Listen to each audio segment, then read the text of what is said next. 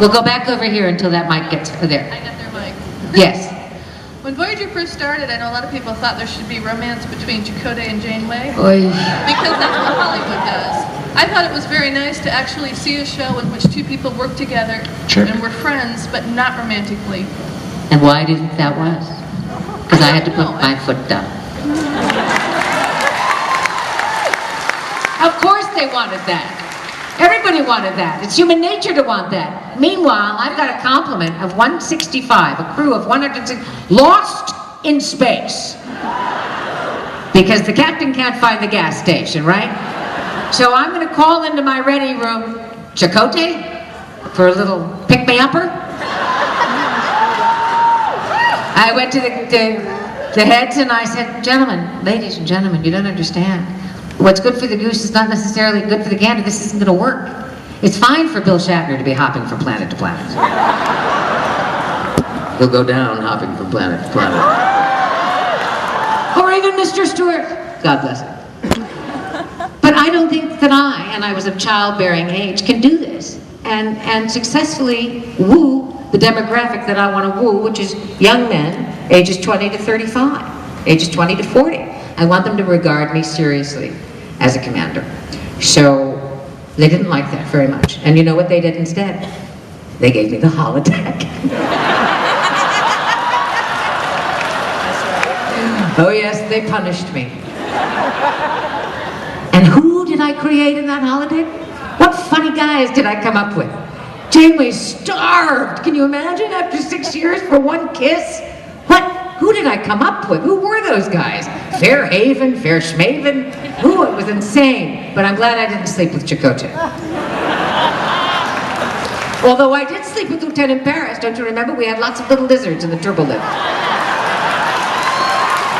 Very, very sexy. Yes? Yes?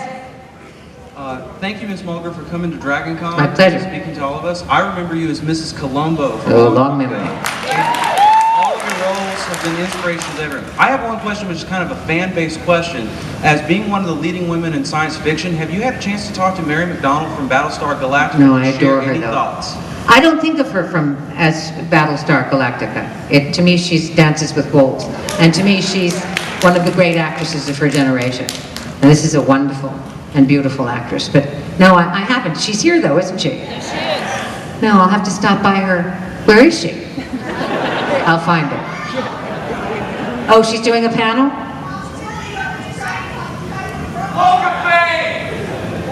Oh, that's too much.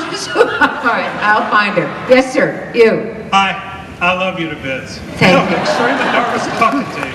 I've got a two-part question that please let me ask. First one is, I know it irritated the hell out of you with all the hair changes. My question is, the first part question is, when did you, Kate Mulgrew, actually get control of Janeway's hair? As in, when did you actually get to pick the style that you wanted? That came at the end of the first season. Really? When I really had it. I had it. I mean, they must have done 8 or 9 different things. And before every take, and every take is excruciating when you're dealing with that camera and you're dealing with hitting every mark, you're sweeping the deck, the bridge, the blah, blah, blah. The language is so demanding, so challenging. And then there's a nest of hornets fooling around with your hair, fooling around with your body and your face. I finally said, stop! I cannot do this. I've got to do the work, right? Their job, though, is to stay on me. One hair out of place. Can you imagine? Buy a gun. So I went right over and I said, I'm done. You figure this out. It's the hair or me. Yeah.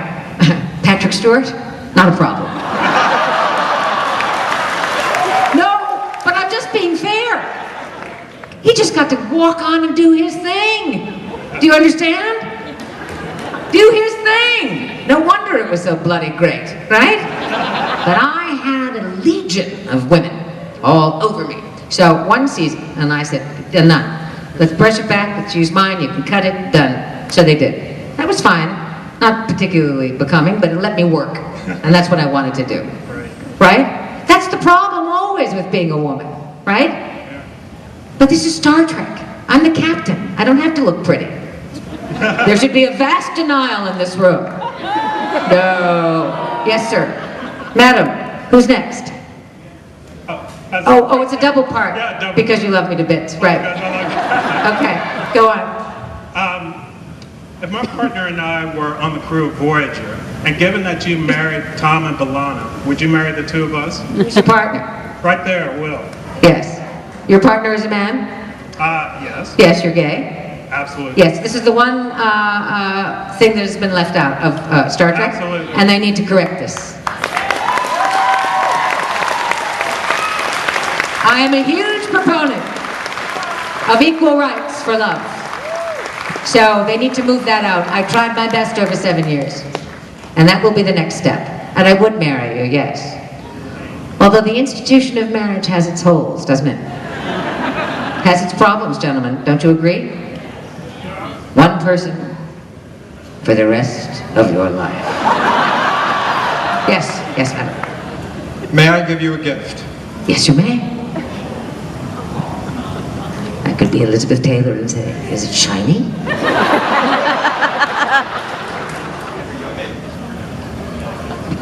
Oh, that's lovely. Thank you very much.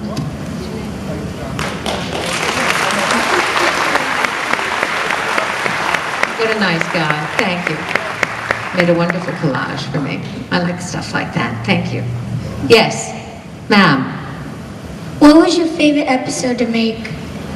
That's almost impossible to answer, honey, because 7 years, you know, how many did I do? Does anybody know? But I have favorites. I mean, I have ones that I remember. Therefore, I think that they were favorites of mine. Because you just go from one to the next. We did a lot of bottle shows. Bottle shows is what they call, thank you very much, Eric. A bottle show is a term they give for a show that is on a budget, on a short string. So those were all the shows that took place on the ship. And generally speaking, those were less dramatic. The scripts were of, by degree, lesser value. I loved a philosophical, theological, or scientific dilemma. I loved Death Wish. I loved the idea of Death Wish. Right to suicide in continuum. Very provocative. Fascinating to me. And Janeway changed her whole way of thinking in that one. I loved all the two-parters, and I loved the end game. I loved it. That was a good episode. And I loved Counterpoint because I got to kiss that guy. And he was wonderful, wasn't he? Mark Harlech. When I saw that actor walk on, I said, this must be a four-parter. That was great, Counterpoint. Did you all like that one? Was he deceiving me? Was he deceiving me? I don't think he was. I love women. I love women. All the women are going, no, no, and the men are going, absolutely deceiving. Yes, ma'am. I was wondering what the most sexist thing that ever happened to you was in your career. Sexist? Yeah, you mentioned your hair. I wondered if that was it or if That was it. That was the most. Men have never fooled around with me. That's a true story. And I used to find it regrettable. No, I used to complain about it because all of my actress friends would say, oh, I was so harassed today. Oh, I went in the casting couch. Oh my God, oh, you have no idea. Nobody ever bothered me. There was never a thing. I never saw a casting couch. Sit down, Miss Mulgrew, if you got the part, you know. It was there must be something in my temperament or my personality that says, not gonna be a lot of fun if you don't give me the part right now. So, no, I've been very lucky. But I think you ask for that or not. And I think a lot of women do ask for that. They like it, that's how they do it, that's not how I do it. So, the hair thing and the bosom thing and the vocal thing on Voyager was the greatest. And the brass standing there for a full season, you know, staring at me like this. Thank you.